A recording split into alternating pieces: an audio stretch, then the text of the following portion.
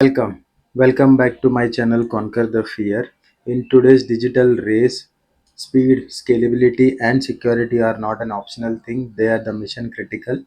Whether you are building the next fintech app or scaling the enterprise level microservices, the technology, what you choose, and the people behind it can make or break your success. Spring Boot developers. Why Spring Boot is becoming so popular choice for the tech giants and the innovative startups.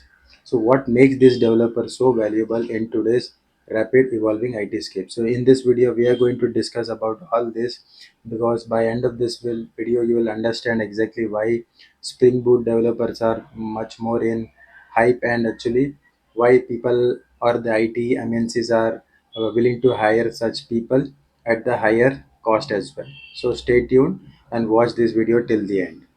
The very first reason, rapid application development. Now when the developer, Spring Boot application developer, when you're using the Spring Boot, right, so Spring Boot is significantly is going to reduce your setup times. Like you have features like auto configuration, starter dependencies, and the embedded server. So you have Tomcat and under that, embedded servers, right?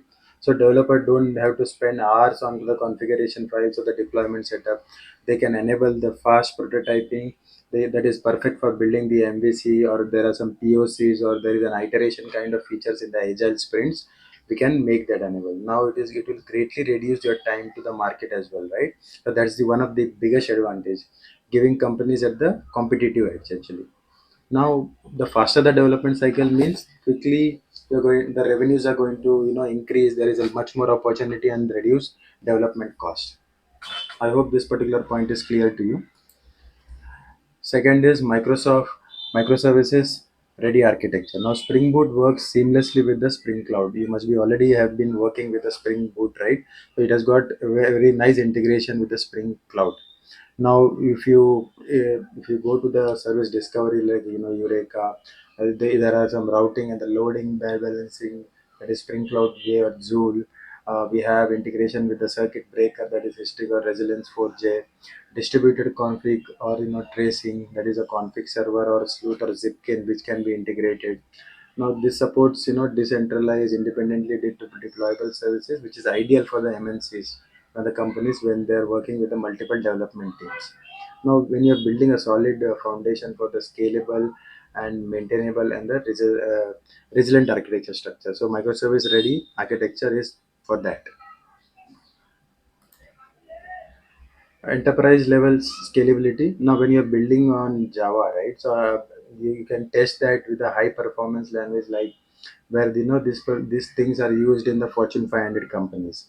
So you can scale vertically, you can scale horizontally, which can meet your demand from thousands to the millions of users or even lakhs, I would say.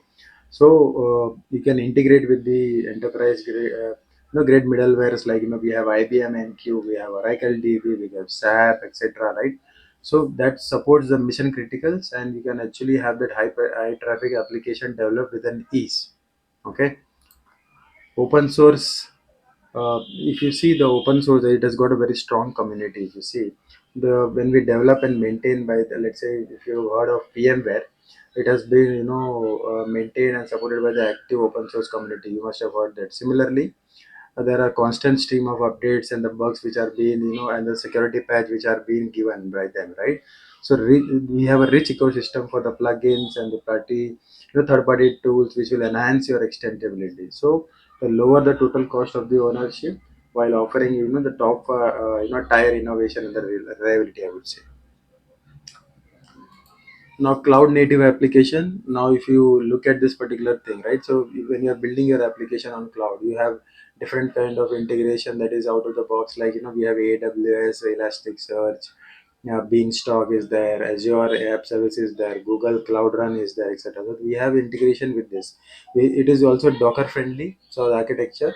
So if it is also compatible with the Kubernetes, like we have orchestration, right, which is making easy for your containerized deployment. Now it supports your 12 factor app principle, which is one of the important with respect to the microservices.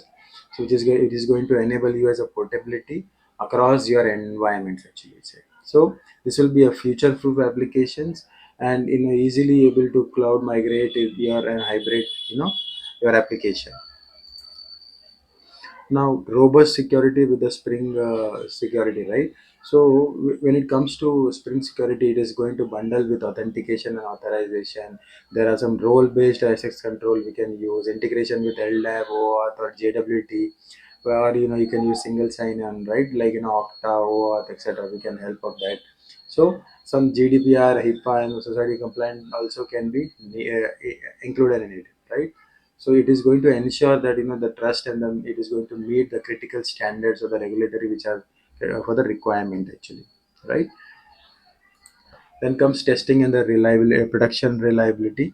Now when you support your testing, right, Spring supports unit testing and integration to end-to-end testing. We can make use of JUnit 5, we can use Mockito, we can use test container, we have Spring Boot test itself, which is going to be rest assured, right? So we have embedded databases like S2 to help simulate your environment from the production in the test environment.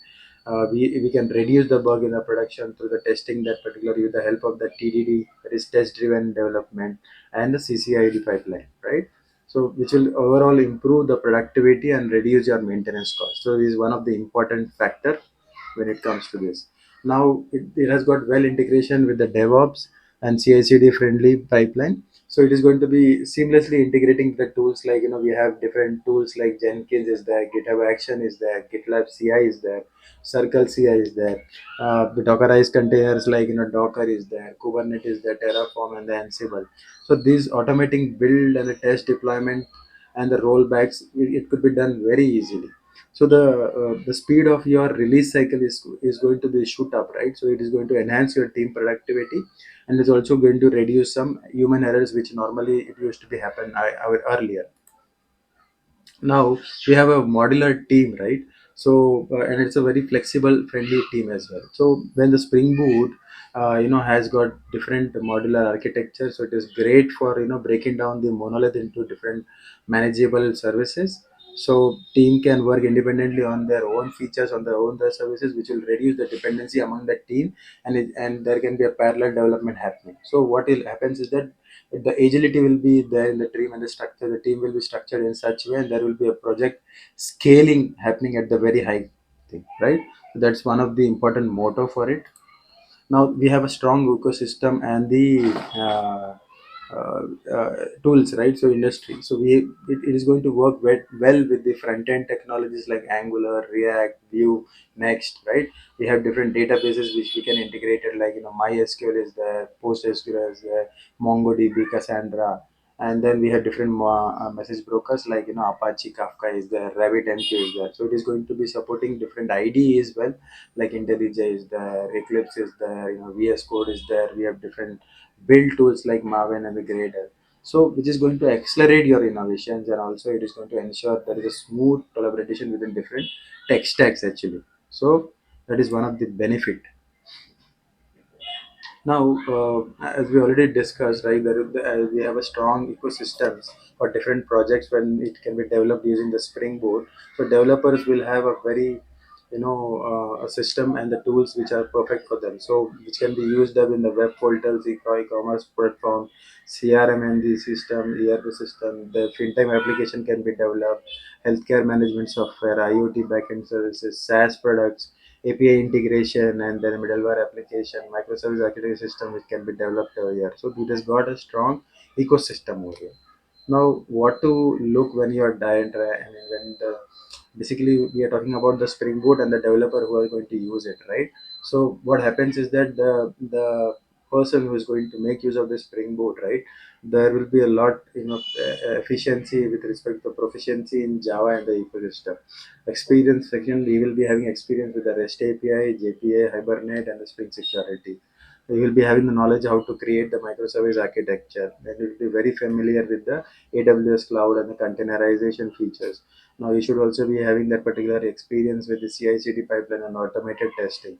So you will be having the strong debugging and the problem solving skill as well. So that's the one overall benefit when you're trying to hire somebody which is or people who have upgraded themselves as a Spring Boot developer. I hope this particular video is very helpful to you, and it gave an insight like why Spring Boot is the top choice, and also the people who have learned and who are working in the big INC MNC companies are relevant for the jobs where people are MNCs are looking out for.